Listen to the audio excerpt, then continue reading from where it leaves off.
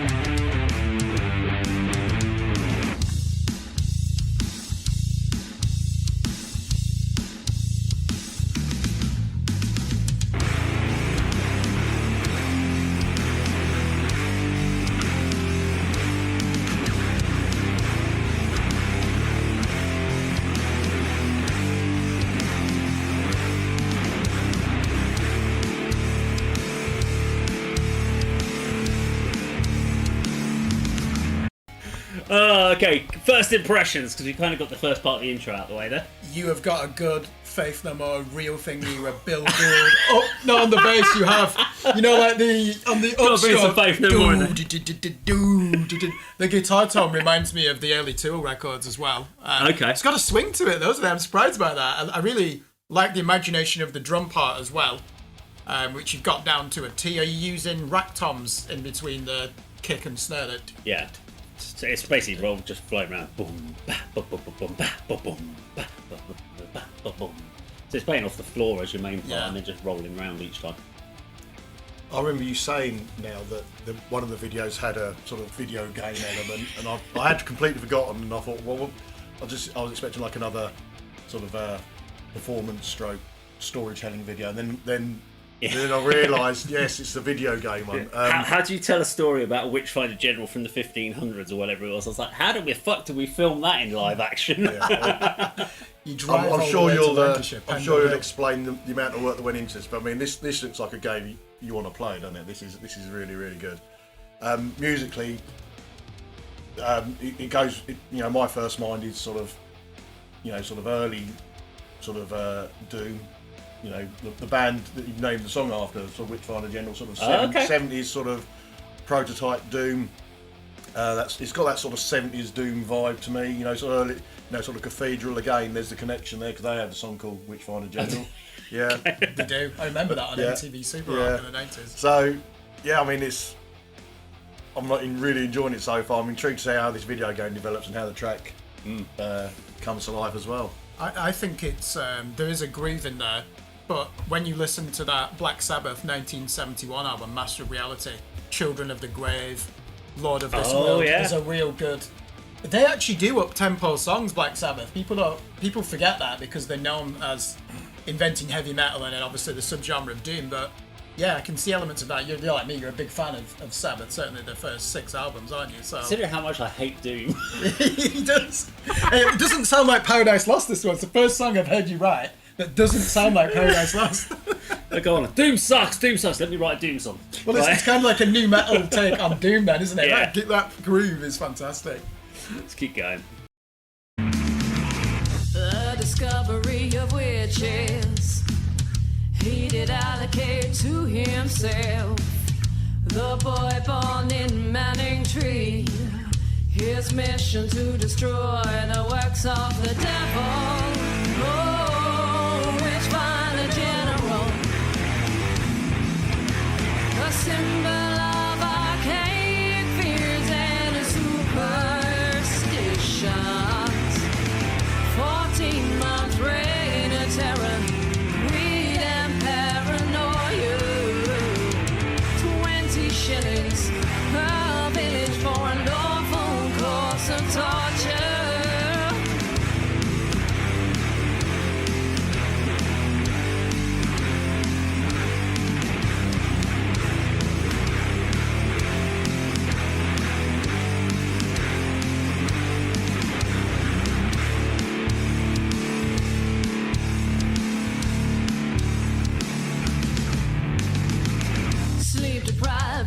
exhausted.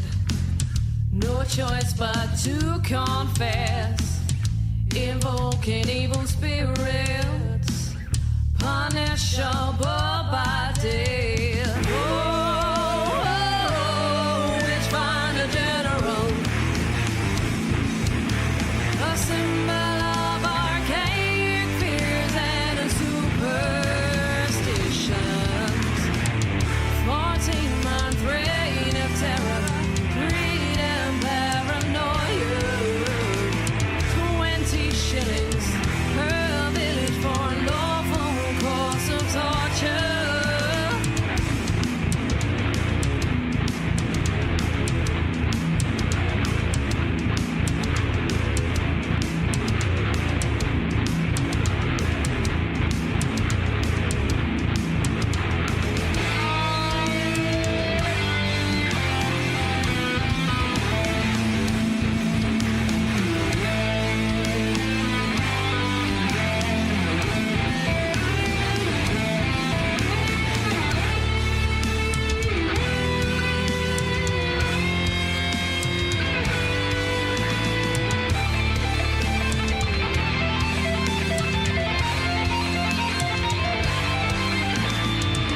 Self-appointed witchfinder, unmerciful and inhumane, made a small fortune, now married and unborn away.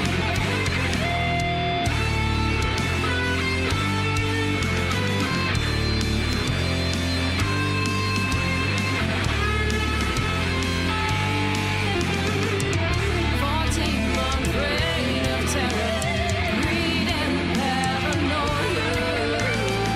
20 shillings per village for a lawful course of torture. Oh, Witchfinder General. Oh, Witchfinder General.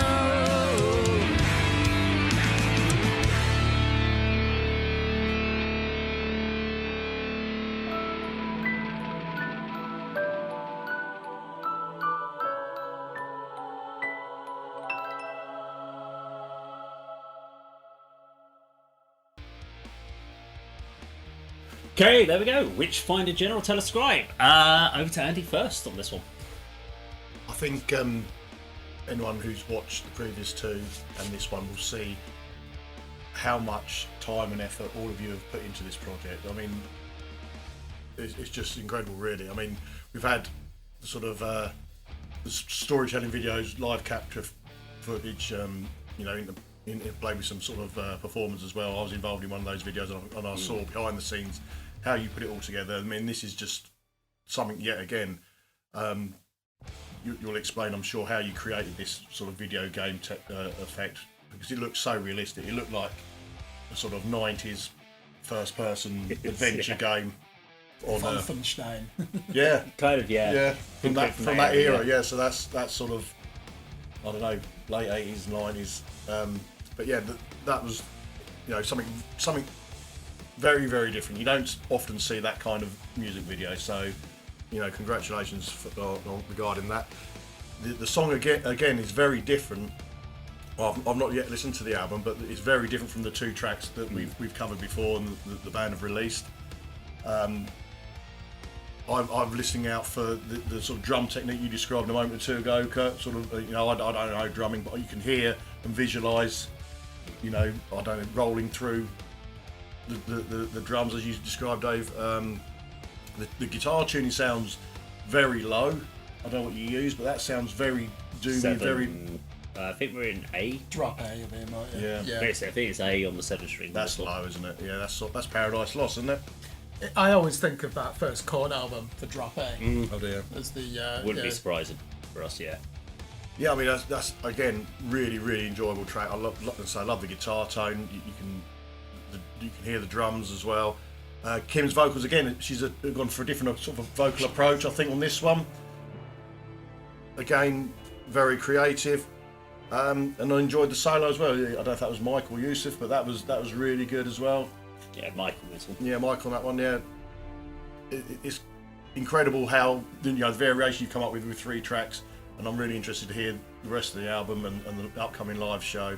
But again, hats off to you all for creating not just a new band, putting out an album and doing some gigs. It's a well thought out, hard work process of creating a musical project, which can only go onwards and upwards. I think from what we've seen so far.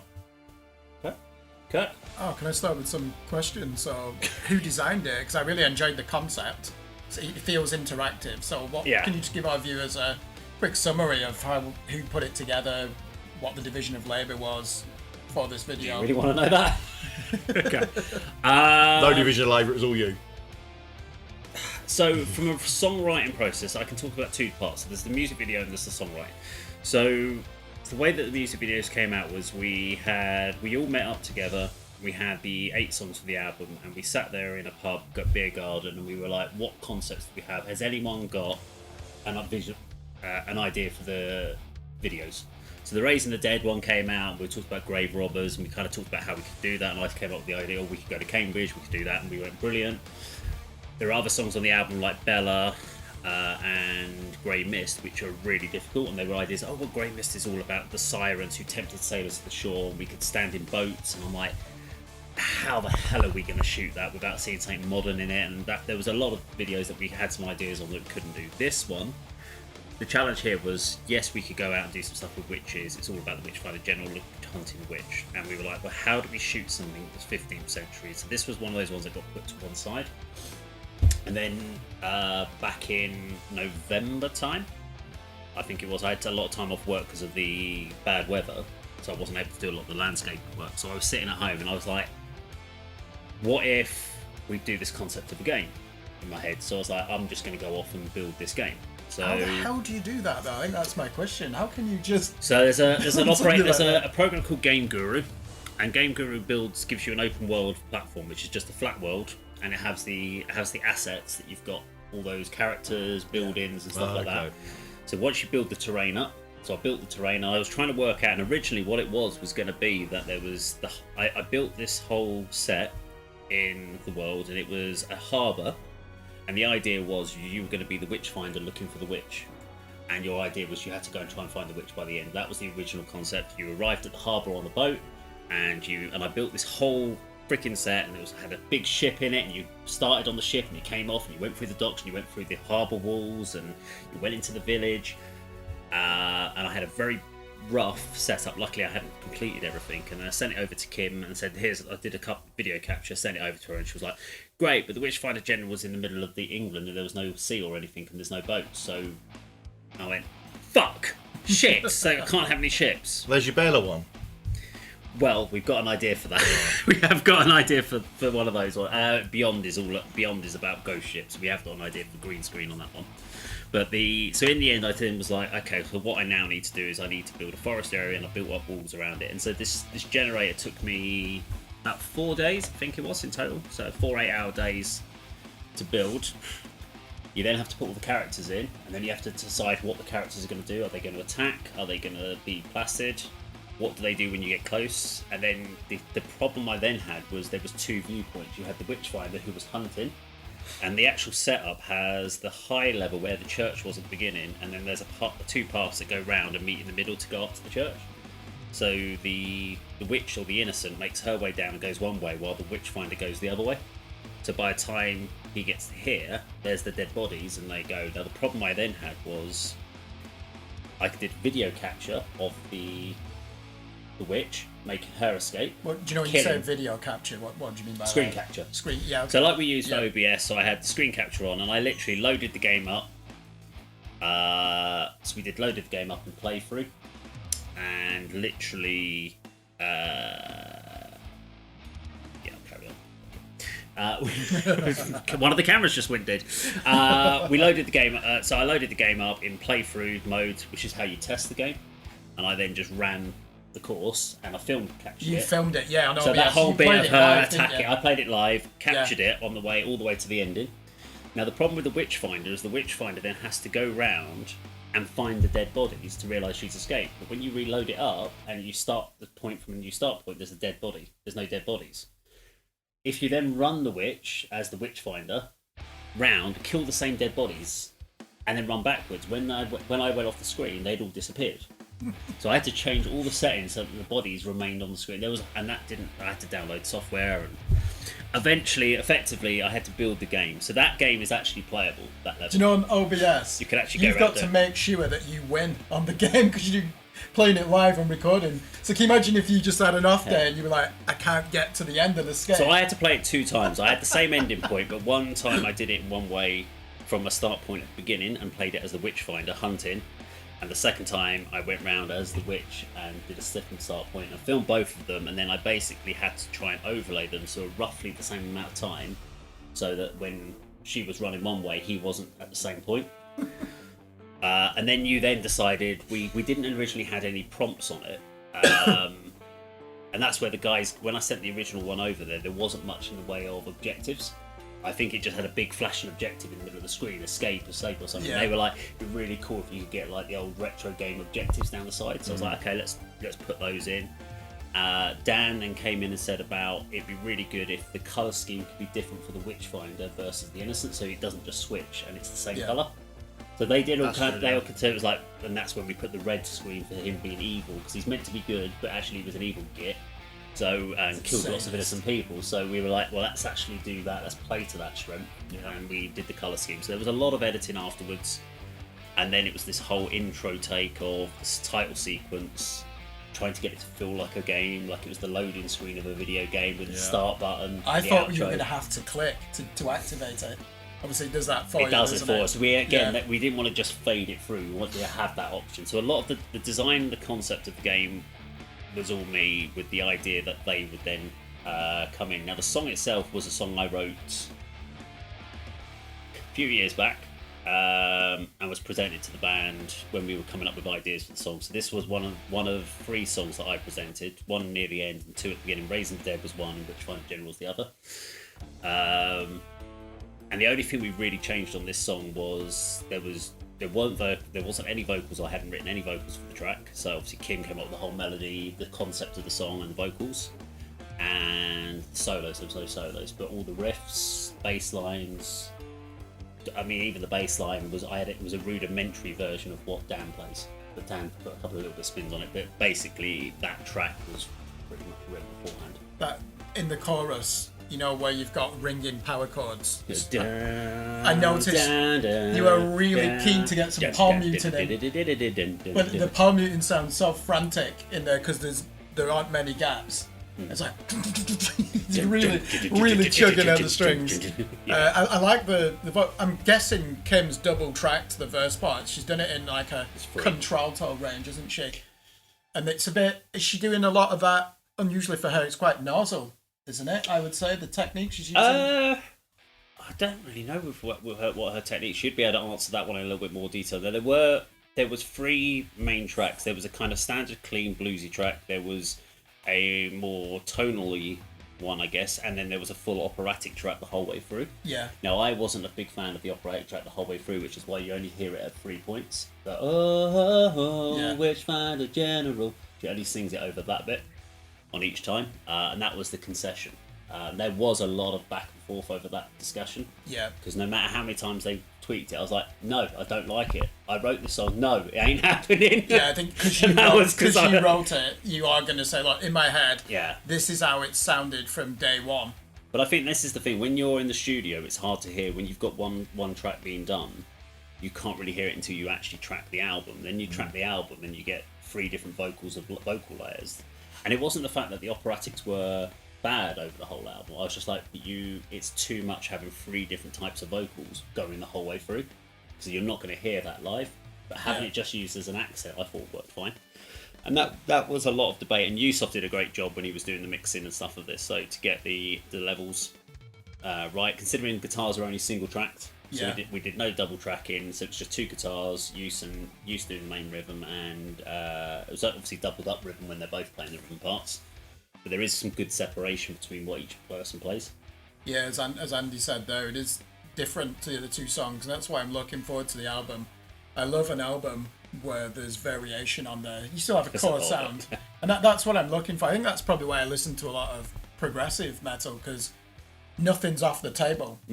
and you can do that in a poppier format. When I say poppier format, I don't mean the sound, I just mean the structure of the music. That's very clear that the bridge and chorus are the important parts. 20 shillings. So yeah, good chorus to that. I was thinking, am I going to say again, this is the best song I've heard yet from the band? I did like the first one, which I think is going to be track number 1 on your album, isn't it? Are you doing the videos chronologically? What have we done so far? We've done the one. I've lost the track. Raising the No, Dead. we've done Raising the Dead's first. Hail Mary's the closer. Yeah. So we've got Witchfinder's next. Then after that, we've got Witchfinder drops on the 16th of March, so a week after our gig, because we didn't want to have it at the same time. Then in April, I think we're going to be dropping a live performance capture blended one, which may be Grey Mist, I think, at the moment, because that's the one there's no way of us doing an actual video, so we are going to do using the footage from the gig. We're going to put together some live capture stuff. Then in May, we're shooting the song Jack, i.e. that one, around the Jack the Ripper. So that's going to be shot at Club 85 on the 22nd of May. We're shooting that video. Hallowed video's been shot already, and that's ready coming out in October. And then we've got Beyond, it's going to be a green screen shot video. And then... all of them? Track. There are 8 tracks. Bella, we are talking about concepts at the moment. Yeah. So Bella is the trickiest one because it's about Bella in the witch elm, the body that was found in the witch elm, that they're not sure of what its concept. So me and Kim were talking about that the other day to try and come up with how the hell we're going to film that one, because even I'm a bit like, right, okay, might be borrowing another one of my clients' houses again at the way it's going, because that might be my only option. But there we go. Witchfinder General from Scribe. Now, if you enjoyed our video today, please do like, share, and subscribe, and we'll see you on our video sometime very soon. Take care.